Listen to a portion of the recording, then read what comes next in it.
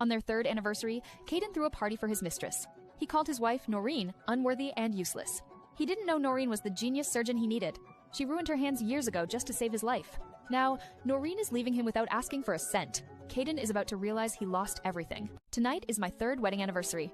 The dinner I made sits on the table, cold and untouched. My husband Kaden is not here. A low, cruel chuckle rumbles from Kaden's chest. I go upstairs, and my phone buzzes with notifications from a group chat. I tap it open to a photo of him. Kaden is sprawled on a sofa at a party, a lazy, handsome smirk on his face.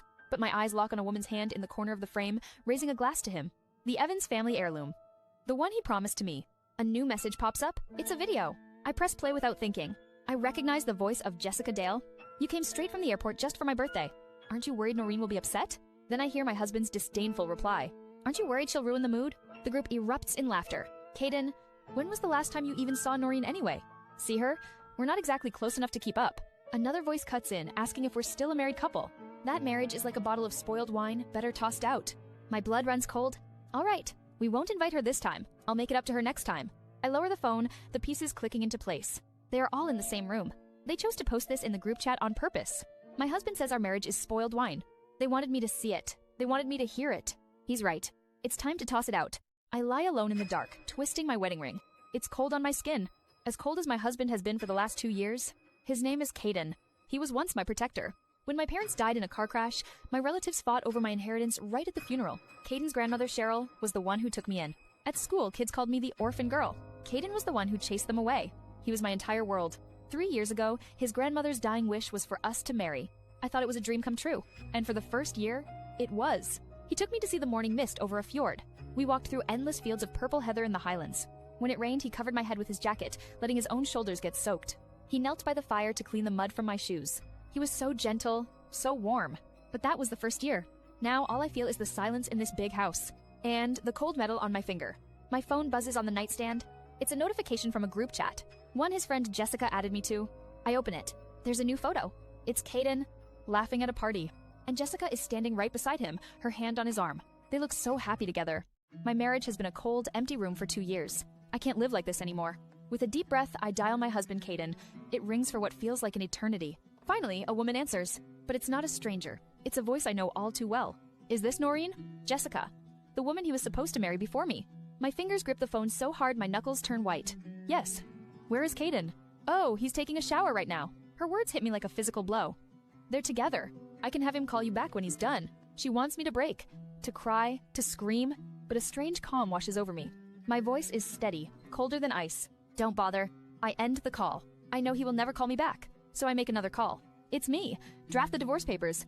That night, I take my medication and fall into a heavy sleep. But in the middle of the night, I feel the mattress dip beside me. Someone slips under the covers. Strong, familiar arms wrap around my body. Soft lips brush my forehead, then my cheek, then find my mouth. The kiss is slow and tender, filled with a warmth I haven't felt in years. I fight to wake up, to see if this is real. But my body is a lead weight. The next morning, my eyes flutter open and I instinctively reach for his side of the bed. It feels like the Kaden I fell in love with, but the sheets are ice cold. I'm completely alone. I walk downstairs and freeze. My husband Kaden is sitting at the dining table. He's finally home. Good morning, Mrs. Evans. Please have breakfast. At the sound of her voice, Kaden looks up. His eyes meet mine for a second, cold and empty. Then he looks away, as if I'm not even there. I take my seat across from him in complete silence. The only sound is the ticking of the clock on the wall. Something bothering you? His voice cuts through the quiet. I follow his gaze to the magazine in his hands. He's on the cover. The photo shows him at a party, raising a glass to another woman. A photo from last night, but last night was our third wedding anniversary. I'm fine. His eyes slide from my face down to the wedding ring on my finger. He says nothing about the anniversary. We're visiting my parents this afternoon. I want to scream no. I can't stand the way his mother looks at me. But before I can say a word, he speaks again. I've already told them you'll be there. Don't ruin it. The words catch in my throat. I stare down at my porridge. My appetite gone. He lets out an annoyed sigh. What's wrong with the porridge? Don't you like it? He has no idea what he's done, or maybe he just doesn't care. My husband, Caiden, sits across from me in cold silence. He doesn't even look at me. His long fingers slide a dark green gift bag across the table. I make no move to accept it. I recognize the logo instantly. It's from the jeweler his family adores. Put it on this afternoon when we head back. Otherwise, people might think I don't take care of you. My hands clench under the table. I can only manage a whisper. All right. His eyes finally flick up, skimming over my bare collarbone before looking away. It's nothing special, just something I picked up. He pauses, as if that insult wasn't enough. I was going to toss it anyway, so I figured I might as well hand it to you. He calls this gift trash. My gift. He tells me to smile more before turning and walking away. Only when I hear his footsteps fade upstairs do I dare to open the bag. Inside is a velvet box. It's beautiful, but his words have already turned it to poison. Oh? Isn't that necklace one of Mrs. Cheryl Evans's old pieces? I jump. Greta, my mother-in-law's most loyal maid, is standing behind me. Really? She leans closer, examining the necklace with a knowing eye. I'm certain. Mrs. Cheryl Evans had 2 identical necklaces. She passed them both down to Mr. Evans. This wasn't something he just picked up. This wasn't something he was going to toss. My breath catches. Since he's giving you this, it means he still holds you in his heart. It was a family heirloom. His mother's. His hateful words war with the undeniable truth of this gift. My husband Kaden stands before me, his tailored suit as perfect as it was on our wedding day. He stares at the emerald necklace resting on my collarbone. It looks good on you. His voice is cold, a stark contrast to the man who once promised me forever. For 2 years, he has been a stranger, always standing just out of reach. But today, a reckless hope surges through me. I decide to close the distance between us. I watch his hand hanging at his side, the same hand that once held mine so tightly. Slowly, my own hand begins to rise, trembling with unspoken words. My fingertips hover just inches from his, so close to breaking the spell of our silence. But a shrill ring from his pocket shatters the fragile moment. The sight is a physical blow, and all the air leaves my lungs. He pulls out his phone, and the screen lights up with a single name: Jessica. My hand freezes in midair before I snatch it back to my side. My courage vanishes, replaced by a familiar, hollow ache. Kaden answers the call, and his voice completely transforms. Jessica? Don't worry, I'm on my way to get you now. The warmth in his tone is a weapon, and it's aimed directly at my heart. He hangs up, his expression once again unreadable and distant. The driver will take you. I have to go pick up Jessica. He doesn't even offer an explanation. He just expects me to accept it. All right, go on ahead. As he turns and walks toward his car, I find my voice one last time. Will you be back tonight? I have something important to talk to you about. He pauses, a cruel, mocking smile playing on his lips. What? Can't fall asleep without me? When I finally arrive at the Evans mansion, I'm met with the sound of warm, easy laughter. I freeze on the threshold and see them. Kaden and Jessica sitting closely together on the sofa. They are bathed in a familial glow, looking like a happy, loving couple, while I am the stranger left in the shadows. I walk into the Evans family dinner, and I see my husband, Kaden, smiling at another woman. Jessica sits beside him, glowing in a yellow dress. His mother, Ivy, places food on her plate. His father, Albert, watches them with a gentle smile. They look like the perfect family, and I am the outsider looking in. Noreen, you're here. The moment he speaks my name, the laughter stops. The entire room falls silent. Kaden's warm expression freezes the instant our eyes meet. Jessica waves me over, but I ignore her and move to a quiet corner. Kaden's gaze lands on the necklace I'm wearing, then quickly looks away as if it's garbage. Later, I step outside for air, and his mother, Ivy, follows me. This sudden kindness feels like a threat. It's chilly. You should have a shawl. What if you catch a cold? Then she delivers the final blow. In all my years here, she has never once cared if I was cold. Just get to the point. Cheryl's been gone for 2 years. You and Kaden have no child. A mother can't help but ache for her son. If Cheryl hadn't interfered, Kaden and Jessica would be married now. Their child would be calling me Grandma. She reaches for my hand, her face a mask of fake sympathy. No matter what happens, you can still think of me as a mother. I pull my hand from her grasp. Sorry, but I'd rather not. I remember the truth. When my adoptive mother was sick in the hospital, Ivy was in charge of me.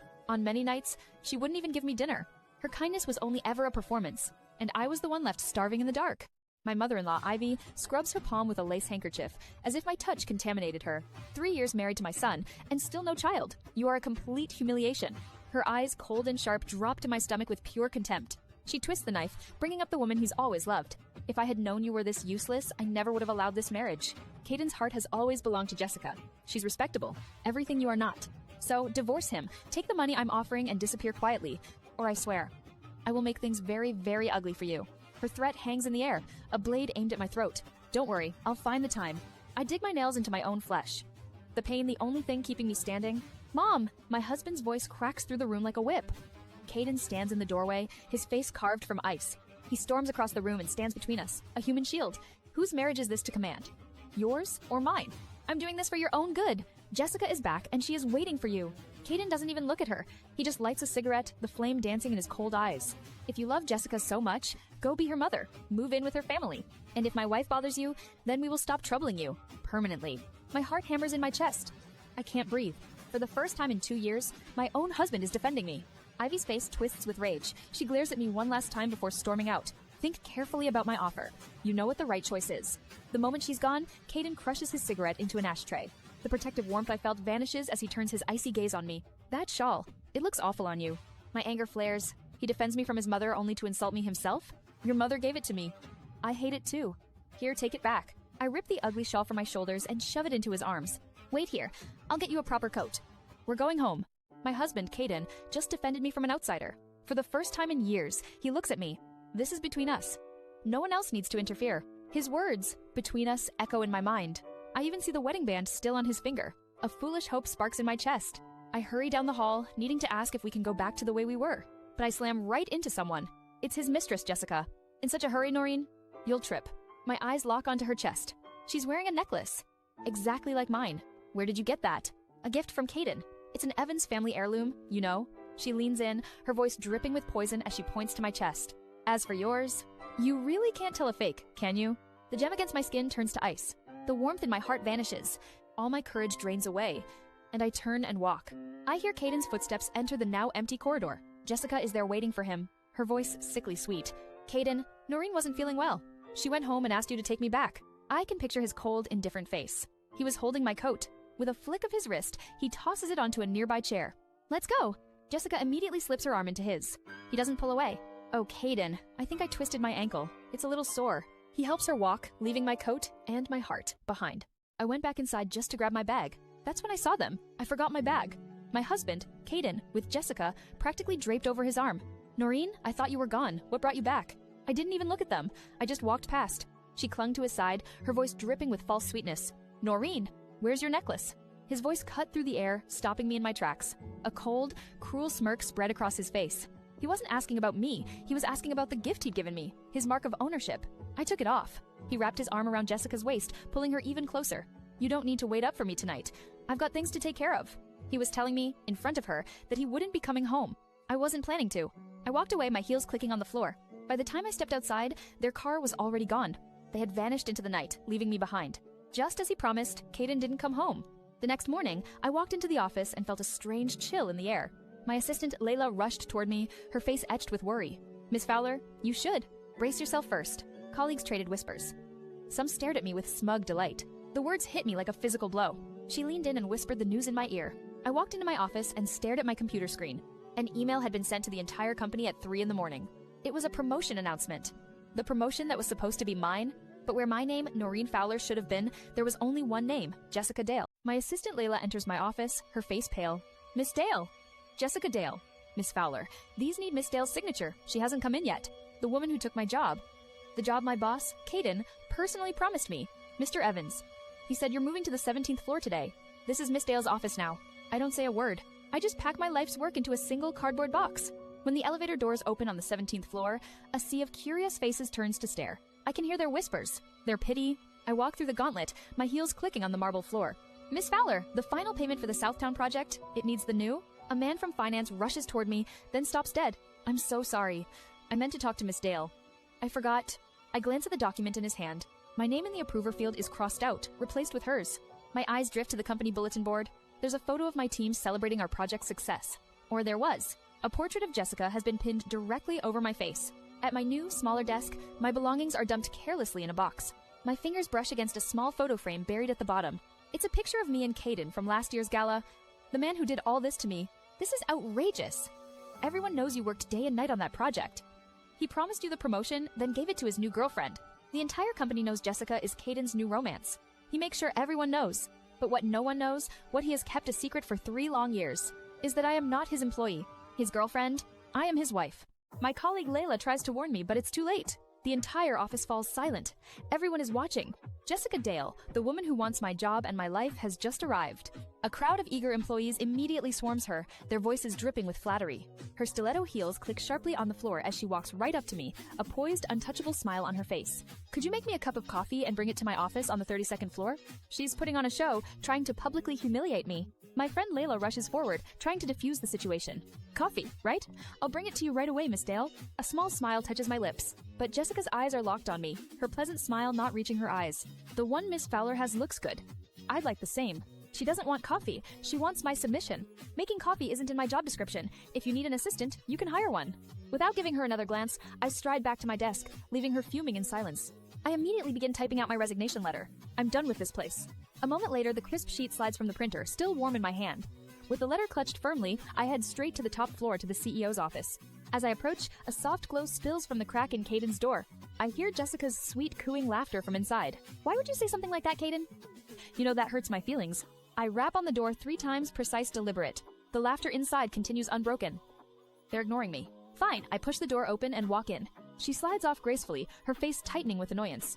The lighthearted air evaporates. Jessica is lounging on the edge of Caden's desk, her hand on his shoulder. You know, Noreen, most people knock before barging in. I look past the flush on her cheeks and meet the CEO's gaze. I did. Maybe you were just too caught up to notice. I stand before my husband's office, but his secretary blocks my path. Waldo Glynn shuts the door in my face with a final click. He thinks I'm here to cause a scene. This is a company, Miss Fowler, not a stage for your personal drama. He thinks I'm here to cry about the woman my husband is with right now. He couldn't be more wrong. I hold out a crisp sheet of paper. I'm here to resign. A humorless grin curves his mouth. Really? Trying to use this to threaten Mr. Evans. Spare me. He and Miss Dale are busy. He says the other woman's name, trying to get a reaction. But I give him nothing. Mr. Glynn, in all these years, have any of my projects ever gone off track? Confusion flickers in his eyes.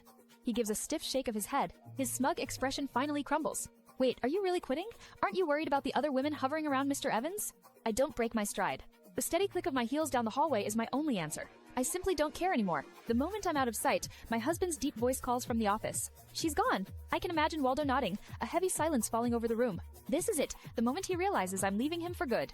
But his next words shatter that illusion. Tell Noreen to make a cup of coffee and bring it up. The secretary is stunned. I can take care of that for you, Mr. Evans. Get Noreen to do it. After I handed him my resignation, after I walked away from our marriage, he still thinks I'm his personal coffee girl. He has no idea what's coming. The internal line rings. It's Caden's assistant, Waldo. You make it yourself. He relays a direct order from the CEO. But I know it's not for Caden, it's for Jessica. Mr. Evans wants you to bring a cup of coffee to his office. A bitter fire burns through my chest. The same woman who tried to humiliate me an hour ago with the exact same demand. He's using his power to force me to serve her. I hang up before he can reply. My voice is flat, edged with exhaustion. I'm not coming upstairs. There's no point in us seeing each other. I don't have to be there to know what happens next. I can picture Waldo freezing, the receiver still in his hand. And then he turns, only to find Caden standing right behind him, his face a gathering storm. I can make the coffee, Mr. Evans, but her resignation letter requires your signature. I don't want it anymore. Caden turns to leave, ready to dismiss me entirely. But Waldo blurts out the one thing that can stop him. I can feel the change in the air, even from here. I imagine Caden's shoulders going rigid, his perfect composure cracking for a split second. I can see his hand at his side, hidden from view, slowly clenching into a tight fist. The silence stretches, thick and heavy. Bring it here! He snatches the letter from Waldo's hand. His eyes scan the page, but I know they're locked on one thing, my signature. He always said it showed my unyielding nature. Did she say anything else? His voice is dangerously calm, and I know Waldo delivers my final, crushing words. She said, "The sooner it's done, the better." I left the office for the last time today. I didn't say goodbye. I just cleared my desk and walked away. Now I move silently through the house I share with my husband, Caden. I place the last of my things into a suitcase, ready to leave this life behind. I fully expected him not to come home tonight, but the sound of the front door opening tells me I was wrong.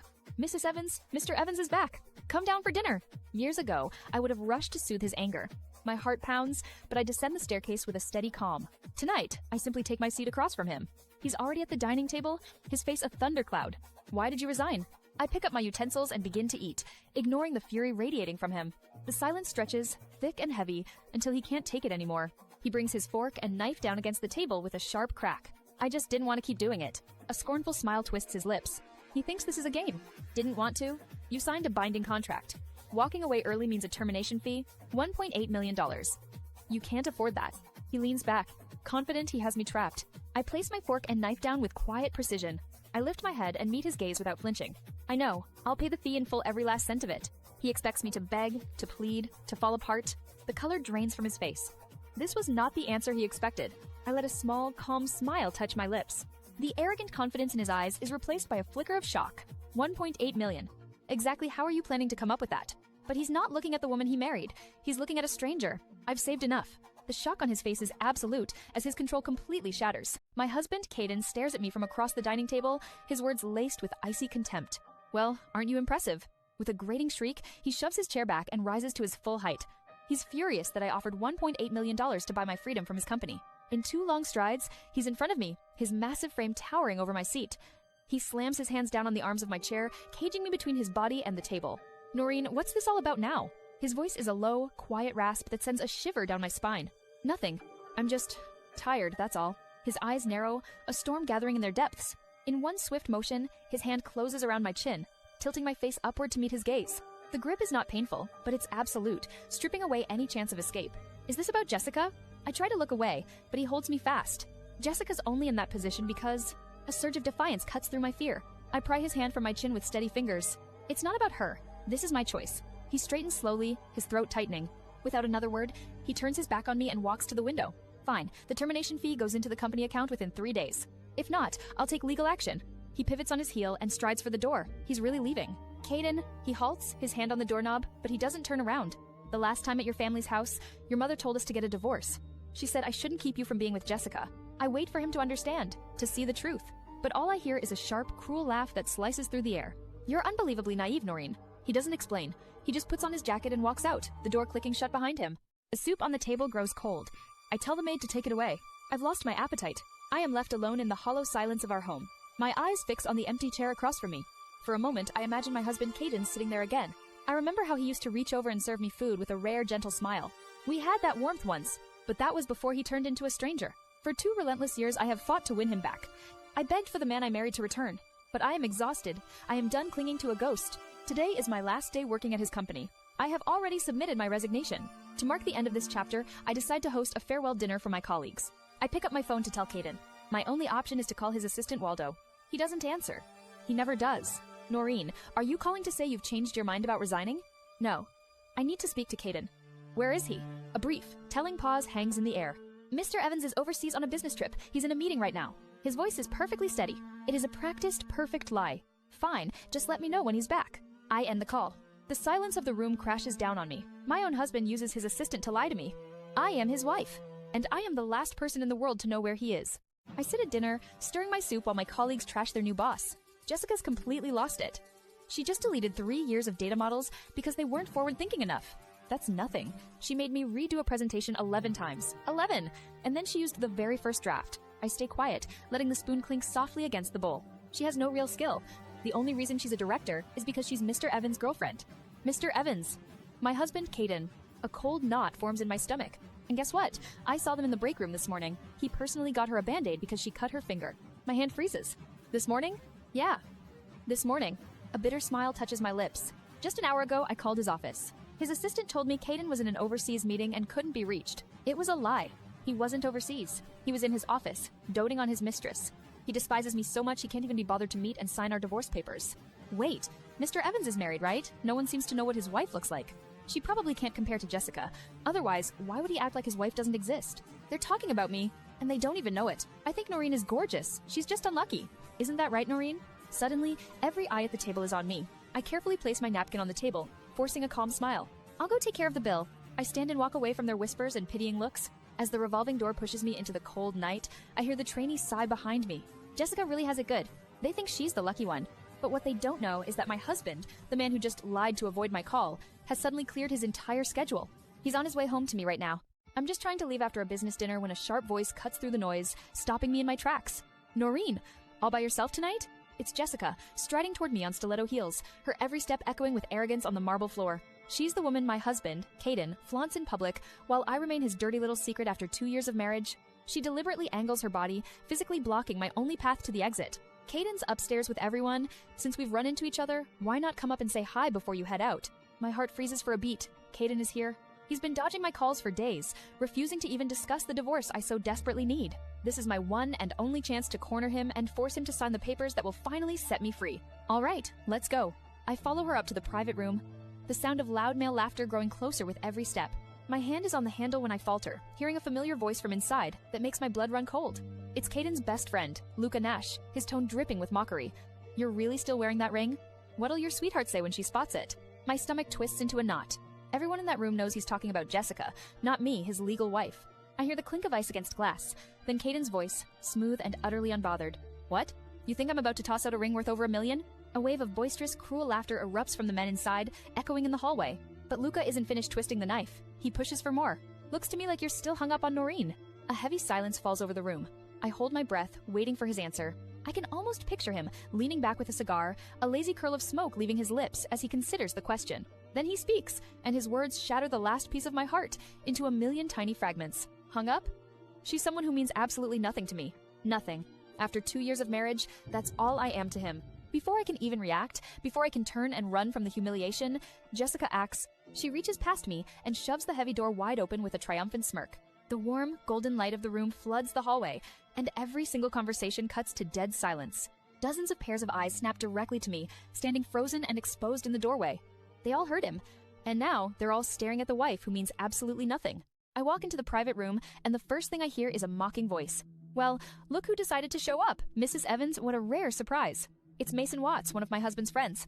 I ignore his sneer and give him a cold nod. My eyes are locked on my target, my husband, Kaden. Hess lounging on the sofa, a cigarette dangling from his fingers.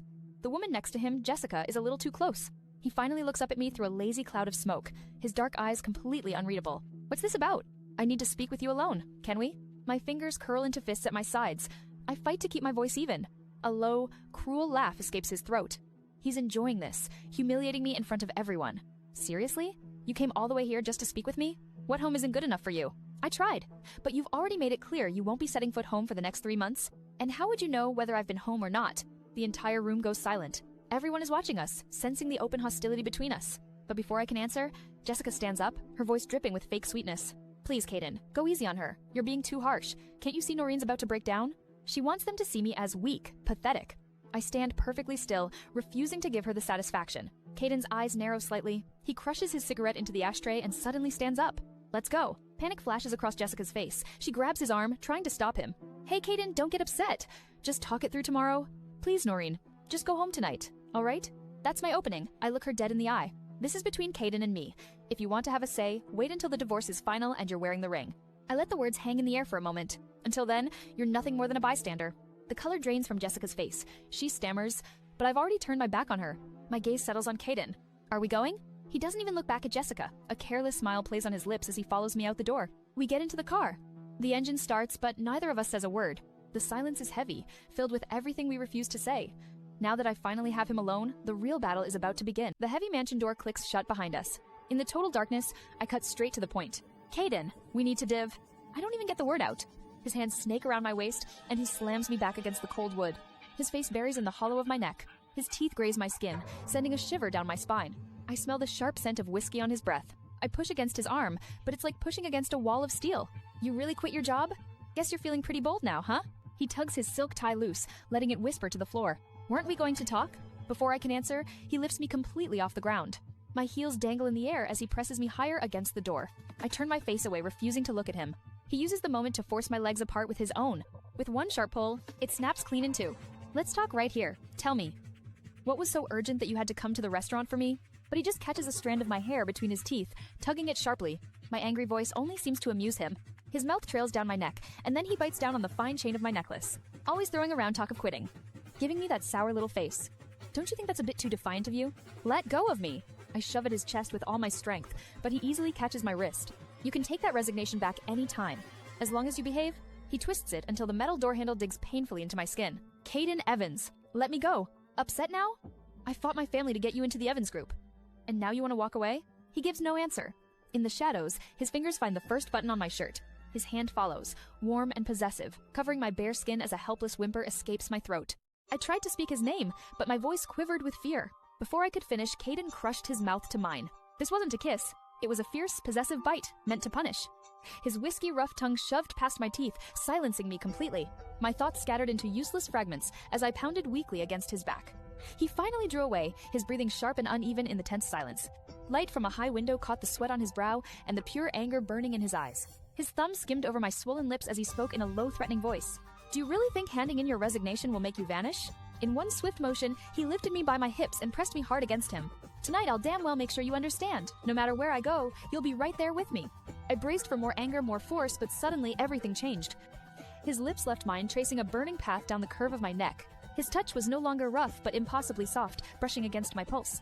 It had been 2 long years since he had ever touched me this way. He buried his face against my skin and murmured my name. Noreen! The voice wasn't cold. It was filled with the aching tenderness I remembered from our first year together. Can we stop fighting and make things right? I went completely still, my pulse hammering in my ears from the shock. What are you saying? I honestly didn't realize you had no interest in joining the board. That's on me. He let out a weary laugh, his gaze searching mine. I figured keeping you as director was a waste of your talent. I wanted you on the board. The words hit me like a physical blow. He gave my job to Jessica, but he was saying it wasn't a punishment, it was a promotion he never bothered to mention. Why pick a fight with Jessica for nothing? If you joined the board, she'd have no choice but to answer to you. The weight of his shocking confession sank into my chest like a stone. Before my mind could catch up, his searing mouth found mine again. This time, the tension in my spine unraveled, and my fingers dug into his back. His hand slips beneath my clothes, his touch a familiar fire against my skin. I cling to him, my breath catching as I pull him closer, but a sharp ringtone shatters the moment. It's his phone, buzzing insistently. His eyes flash with raw annoyance. The bite is deliberate, punishing. Instead of letting me go, he leans in and sinks his teeth into my collarbone. Only then does he release me to answer the call. What is it? A woman's voice, lazy and sweet, curls through the speaker. Caden? Are you busy? Did I interrupt something? Last night. He was at her place last night. What do you want? You left your coat at my place last night. Want me to drop it off? The words hit me like a physical blow, and all the warmth drains out of me. But Caden doesn't even flinch. His eyes stay locked on my lips. I don't need it. Throw it away. He hangs up on her without another word, but he finds only ice in my eyes. He tosses the phone aside and leans in to kiss me again, expecting me to simply forget. Before he can react, I slam my hands against his chest. I shove him away with every ounce of strength I have. He stumbles backward, his hold broken, pure confusion on his face. The burning hatred that fills my gut isn't for him. He was with another woman, and then he dared to come here and touch me. I stand and straighten my rumpled clothes, my body now eerily calm. It's for myself. A bitter laugh almost escapes my lips. How could I be so pathetic? I looked up at the man I once loved, my husband Kaden, as if he were a complete stranger. You honestly disgust me, Kaden. Can't you survive a single day without clinging to some woman? A sharp, ugly laugh escaped his lips. I disgust you? Have you completely lost your damn mind? I cut him off before he could spit more venom. For 2 long years, I held on to a love that only I still felt. If Jessica's the one you want, then stop showing up at my door. I spent countless nights alone, picking through the ruins of our past for the man he used to be. But I'm done. I finally chose to let go. Without another glance, I turned my back on him and walked up the stairs.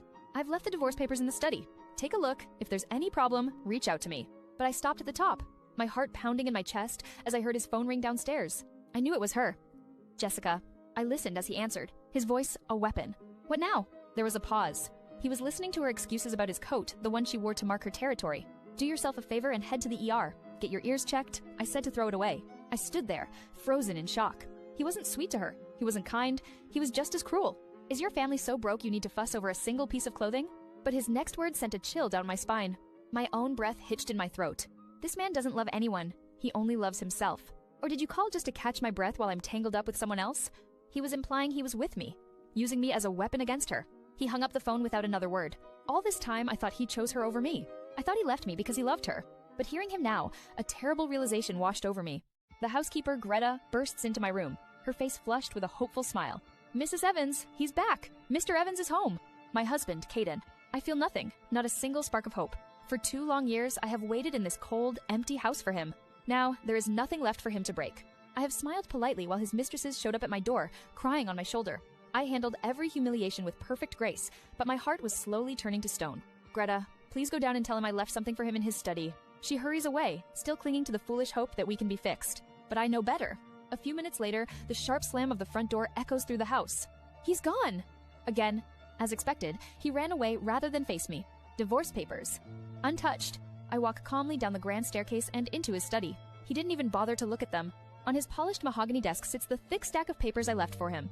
A bitter laugh escapes my lips. You think you can just ignore this, Kaden?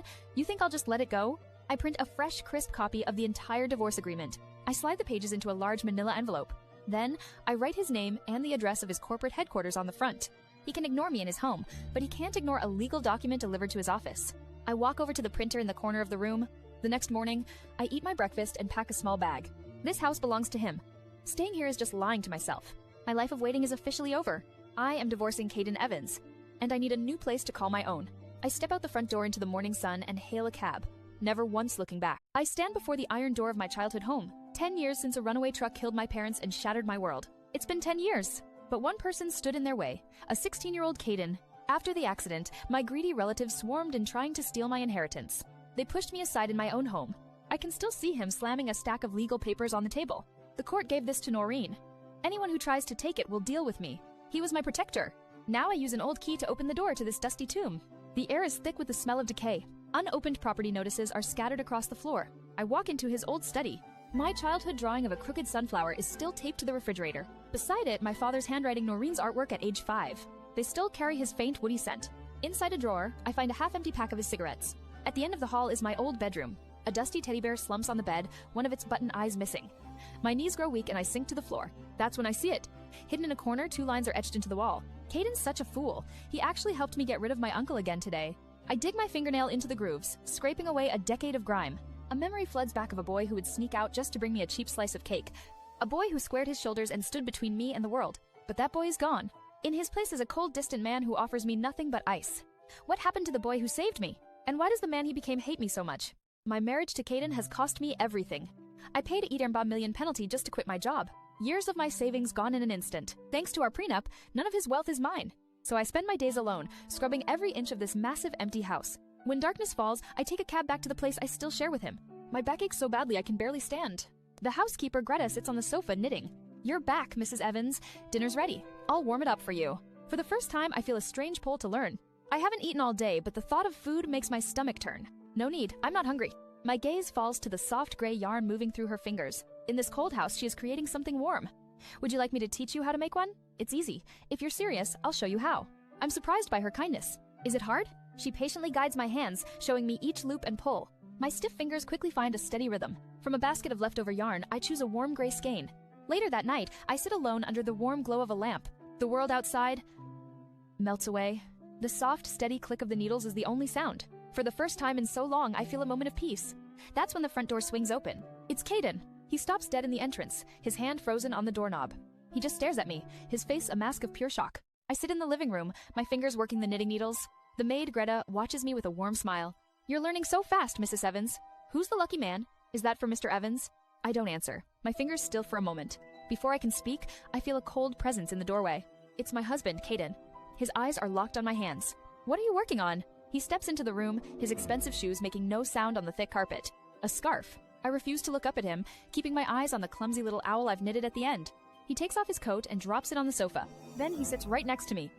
The cushion sinks, and I can feel the cold from outside still clinging to him. The friendly atmosphere vanishes instantly. Greta senses the shift and quickly slips out of the room. Now it's just the two of us. And the soft, rhythmic click of my needles. Who is the scarf for? He reaches out, his fingers tracing the loose strand of yarn. His wedding ring, cold as ice, deliberately scrapes against the back of my hand. I flinch from the touch and finally raise my head to meet his intense gaze. It's definitely not for you. A slow, cold laugh rumbles in his chest. He leans back, looking amused by my defiance. Funny. I just remembered how you couldn't even mend clothes when you were a kid. His words hit me like a physical blow. The needles slip from my trembling hands, clattering onto the floor by his polished leather shoe. His casual cruelty throws me back in time to a memory I've tried to bury. I'm a young girl again, trapped in this very mansion. His sister, Ivy, accuses me of tearing a delicate garment. It was a lie, but no one believed me. You will stand outside until this is repaired. Don't come back in until it's perfect. She forced me out into the biting winter wind, with only a thin sweater for warmth. For hours, I stood in the dark, my fingers so numb I could barely hold the needle, trying to fix a tear that wasn't my fault. When another maid finally helped me and I showed Ivy the perfectly mended garment, she barely glanced at it.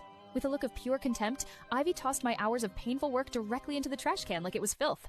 My husband's voice cuts through the silence. I never wear patched clothes. They're shabby and beneath me. You're always acting cold out of nowhere, Noreen. My family and I don't owe you a thing. He sounds just like his sister, Ivy. Her cruel words from years ago still echo in my head.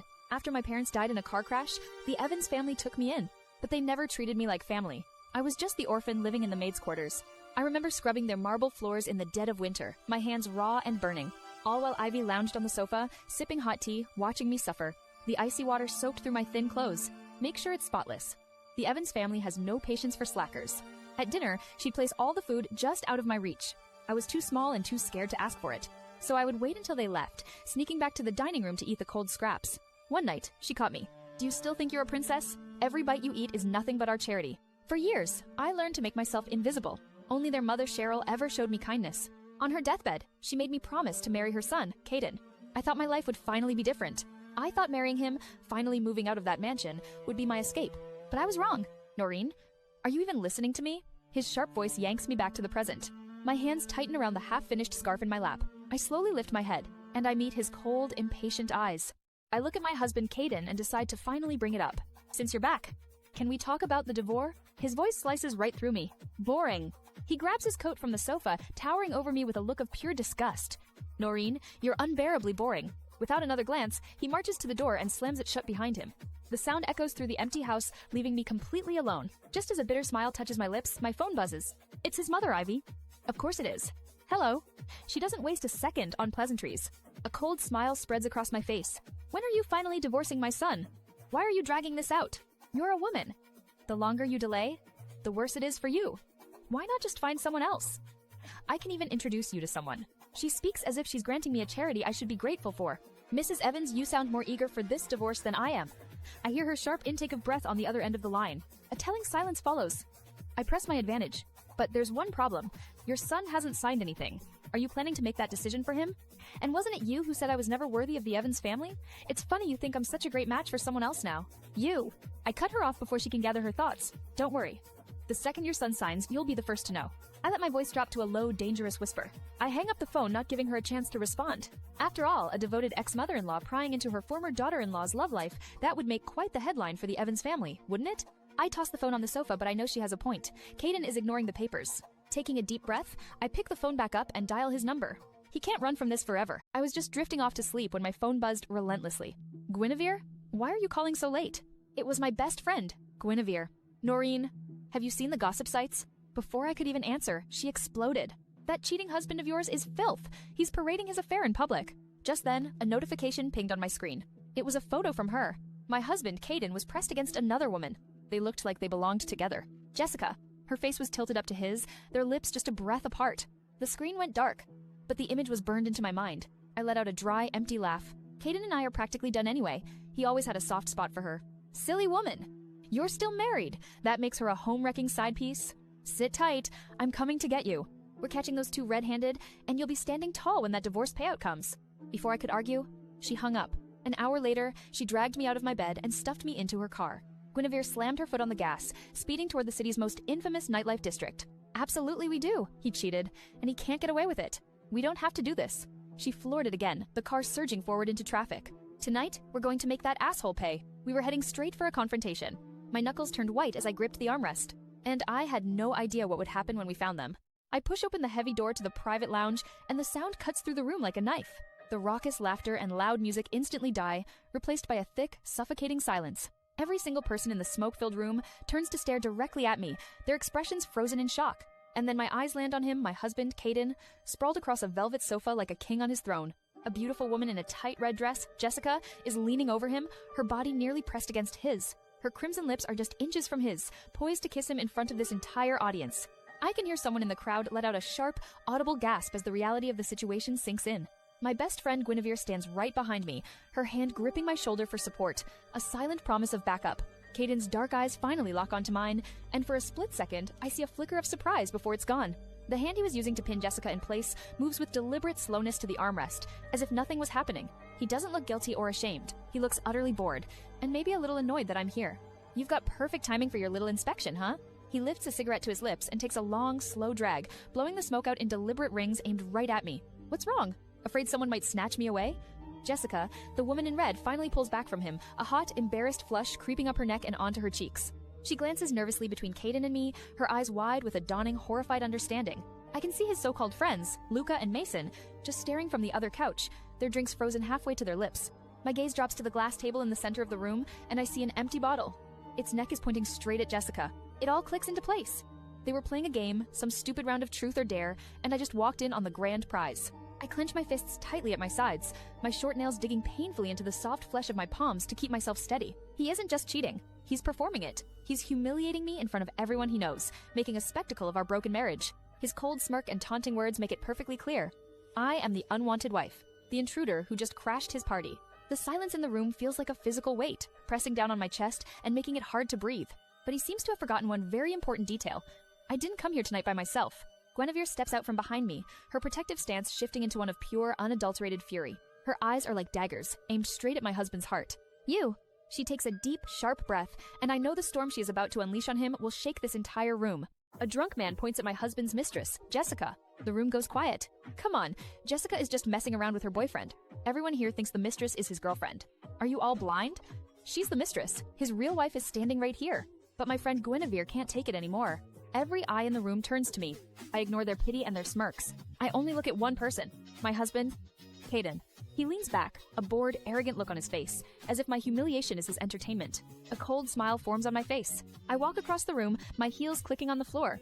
I stop at his table and pull a document from my purse. His smirk finally disappears. I place it right in front of him, next to his cigarette. You're mistaken, Mr. Evans. I didn't come here to check on you. I lean closer, my eyes locking onto his. I came to set you both free. His gaze drops to the paper. He sees the title, written in big, bold letters. Divorce agreement. The cigarette he's holding snaps between his fingers. She actually thinks this is her victory. The mistress Jessica stares at the papers, a wild, desperate hope flashing in her eyes. I straighten up, my work here done, then I turn my back on my husband and his mistress. Enjoy your evening, everyone, and I walk out without a single glance behind me. I place the signed divorce agreement on the heavy oak table, my signature a final, defiant stroke.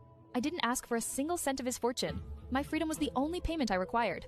I walked out without looking back, but I heard exactly what happened the moment that door clicked shut.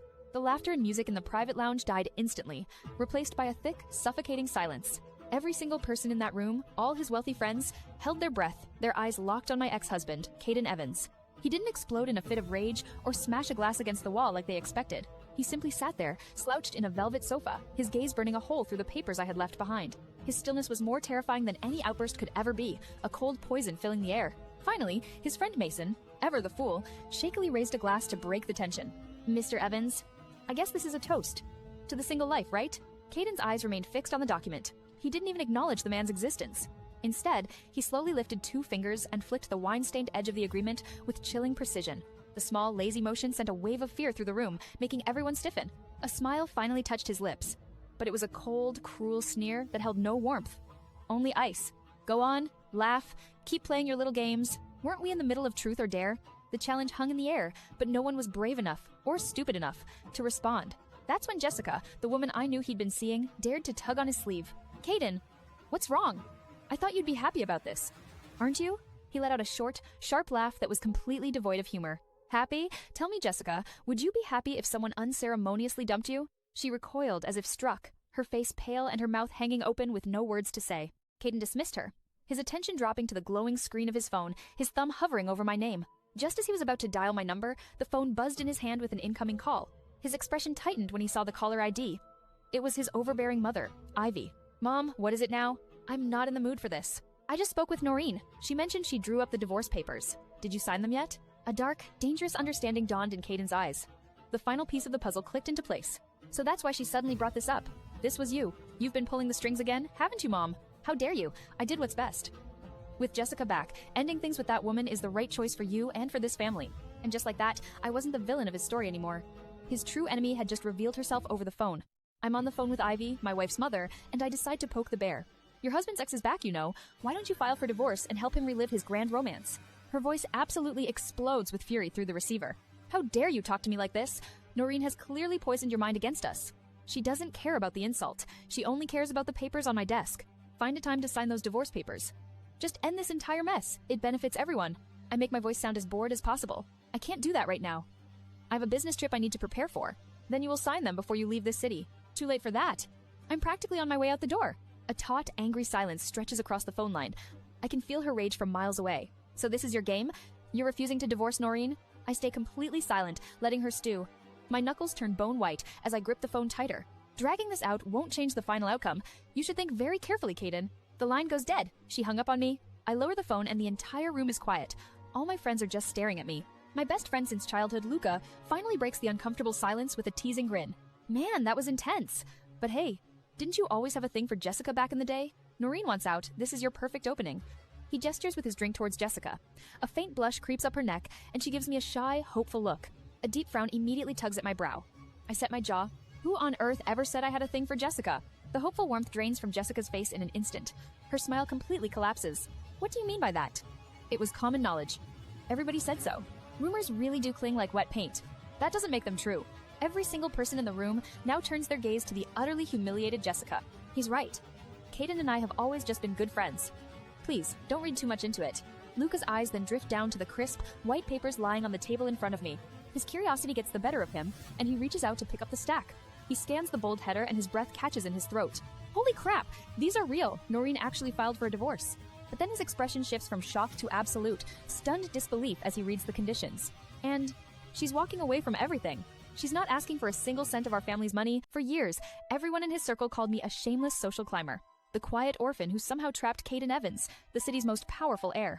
They all believed I was clinging to his wealth and status. In a private lounge, my husband finally sees them, so they were all shocked when I was the one who asked for a divorce. He doesn't even read it. I didn't ask for a single cent of his fortune.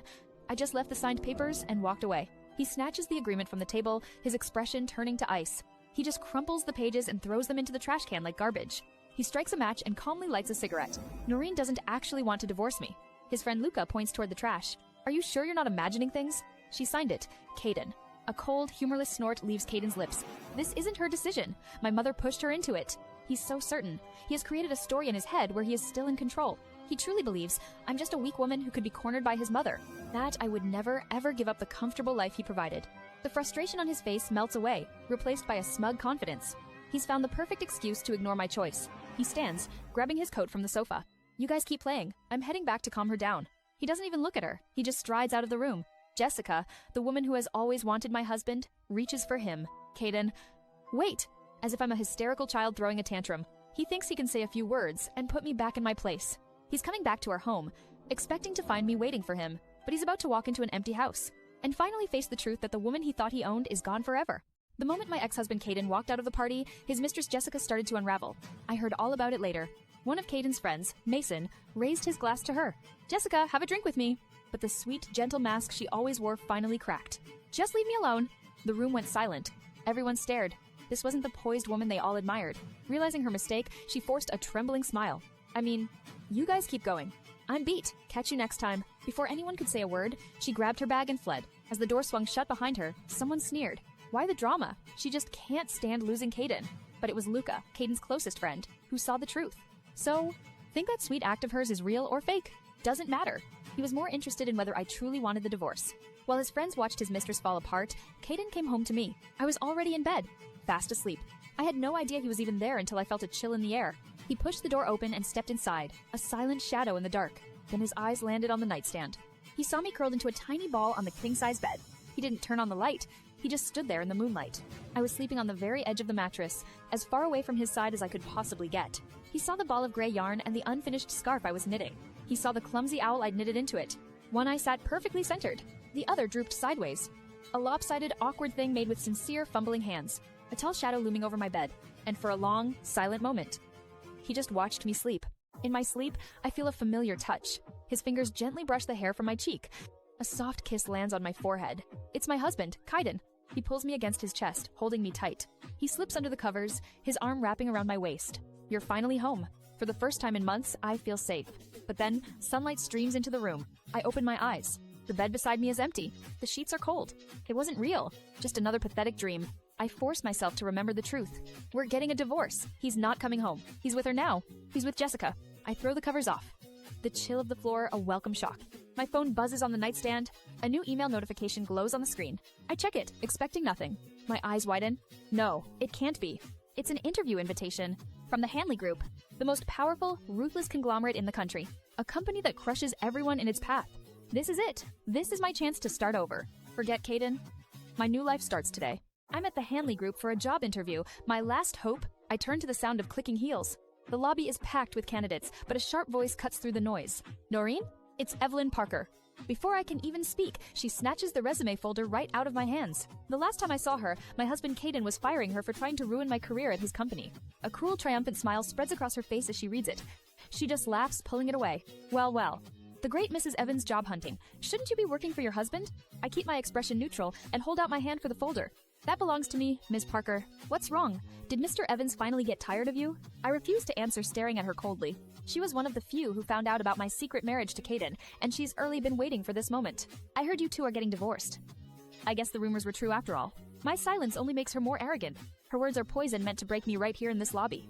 You're pretty, Noreen, but looks fade. 3 years of marriage and he's already found someone new to replace you. How poetic.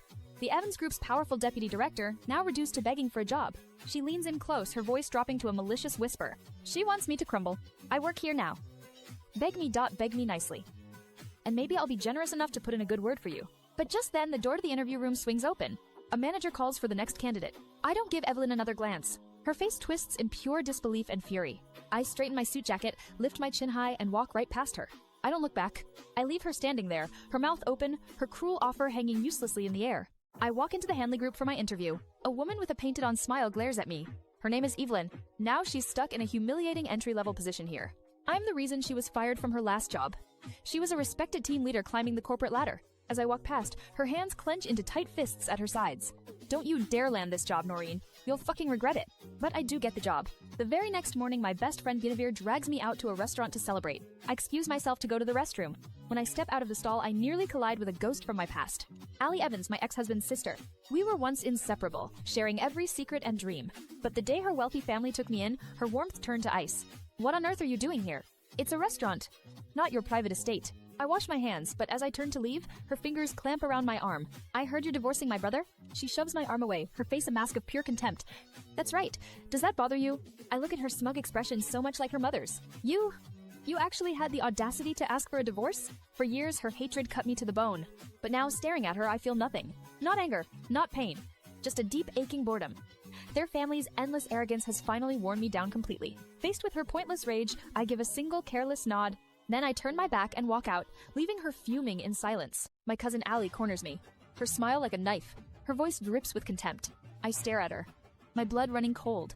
Did you really think Grandma ever gave a damn about you? She knew everything. She just didn't care. You were just a stray. A charity case.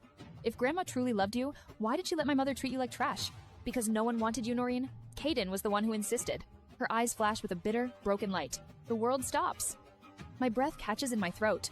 He stayed on his knees for 3 straight days, without food or water, just so our family would take you in. Every word is a hammer blow, shattering my reality. Her hatred finally boils over. He abandoned medicine, the one thing he loved. He promised to take over the family business, all for you. She takes a step closer, her voice shaking with rage. The truth crashes over me. I stumble backward. When my parents wanted you gone, he married you himself. That wasn't Grandma's wish, it was his. You wrecked the one thing he gave everything for. That's why I can't fucking stand the sight of you. A memory flashes in my mind. A teenage boy, kneeling in a cold, dark chapel. His knees bleeding on the stone floor. It was Kaden. He was begging for me. He gave up his dream of being a doctor. He traded his passion for a gilded cage. The haven I believed was a kindness, was a prison Kaden bought with his own future. All of it. For me, a sharp, mirthless laugh escapes my lips. My entire life has been a lie. My hands shake so hard I can barely hold my phone. For 3 years, I told myself a simple story. Our marriage was a transaction, a debt. My husband, Kaden, was cold because he never wanted me. But now, a single, terrifying thought hits me like a blade to the chest. What if I was wrong about everything? What if the boy who knelt in that chapel for 3 sleepless nights actually meant his vows? What if his passion for me was real? And I was the one who let it die. The question steals the air from my lungs. Had Kaden ever truly loved me? I have to know the truth. My fingers fumble across the screen, but I finally dial his number. The line clicks open, and his exhausted voice comes through. What now, Mrs. Evans? Here to push me into signing again? His words are a familiar sting, but I force myself to speak. Kaden, where are you? The tremor in my voice doesn't escape him. I hear him dismiss someone in the background. His tone softens instantly, laced with a sudden tension. Noreen, what's going on? Did something happen? I ignore his question. My own question, the only thing that matters. Where are you? He hesitates for a beat, his silence stretching for an eternity. Silver Bay. That's all I need. I'm coming to you. Wait for me. I have to ask you something. Before he can argue, I end the call. I bolt from the restaurant, the cold night air hitting my face. Our divorce is just days away. Soon, we could be nothing more than strangers. But even if our marriage is over, even if it's too late for us, I still have to thank him for the sacrifice he made. And I have to look him in the eyes and ask him for the truth. The dinner party noise fades away. All I hear is the echo of my wife's words. She wants a divorce. I snatch my coat from the chair and head for the door without a word. Something important came up.